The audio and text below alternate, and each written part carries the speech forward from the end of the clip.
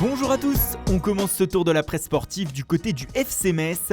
Hier, le club mosellan a annoncé officiellement le retour sur le banc de Frédéric Antonetti après 23 mois où les Lorrains lui ont permis d'être au chevet de sa femme.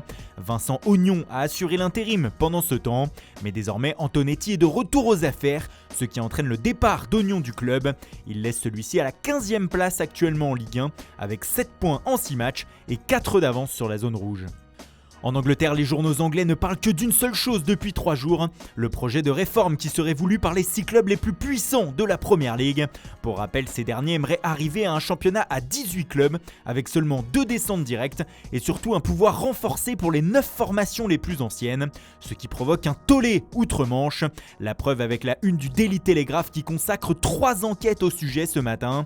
L'une d'elles explique que seuls 2 clubs, Liverpool et Manchester United, sont vraiment à fond pour ce projet. Les autres y sont opposés et déclarent déjà cette réforme morte noyée, impossible qu'elle passe, sinon comme l'indique le Daily Express en gros sur sa une ce matin, cela pourrait bien se terminer au tribunal, mais il faudrait que 14 clubs sur 20 votent pour cette réforme avec l'accord de l'EFL, très compliqué donc. Cependant tout le monde est remonté contre les 2 cadors, Liverpool et Manchester United, qui ont osé proposer cela et qui vont défendre le projet devant les autres clubs cette semaine lors d'une réunion. Pour le Daily Star, les 2 géants vont se faire lyncher lors de celle-ci et cela va même tourner, je cite, au bain de sang, car oui, les Reds et les Red Devils sont bien les 2 seuls à vouloir que le projet aboutisse selon le Daily Mail. Même le Premier ministre du pays, Boris Johnson, s'en est mêlé et s'est déclaré opposé à cette réforme. Une première ligue à 18 clubs relève donc pour le moment de la science-fiction, mais comme vous aimez cela, on va continuer mais en passant à la science-fiction du mercato. Et pour en prendre plein les yeux, direction l'Italie et la une de Tuttosport de ce mardi.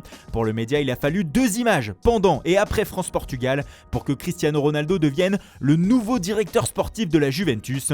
Comment a-t-il fait ? Eh bien, il s'est montré complice avant le début de la seconde période avec Kylian Mbappé, puis il a donné son maillot du match à Eduardo Camavinga qui a promis de ne jamais le laver.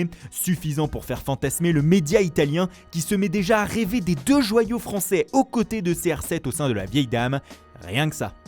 Revue de presse science-fiction partie 2 maintenant puisque vous adorez ça. Direction l'Espagne avec la une du jour de Marca. Ce matin, le quotidien espagnol nous explique que le Real Madrid a un plan B s'il n'arrive pas à faire venir Kylian Mbappé l'été prochain. Et celui-ci se nomme Erling Haaland. Le buteur norvégien du Borussia Dortmund est toujours suivi de près par la Casablanca et il fait partie des cibles au poste de numéro 9 au cas où le transfert de Mbappé depuis Paris serait trop compliqué à réaliser. As rêve même déjà d'un duo au sein de l'attaque madrilène avec son compatriote Martin Odegaard. C'est même la connexion du futur pour le Real, s'enflamme le quotidien. Le rêve va-t-il devenir réalité ? Réponse dans les prochains mois.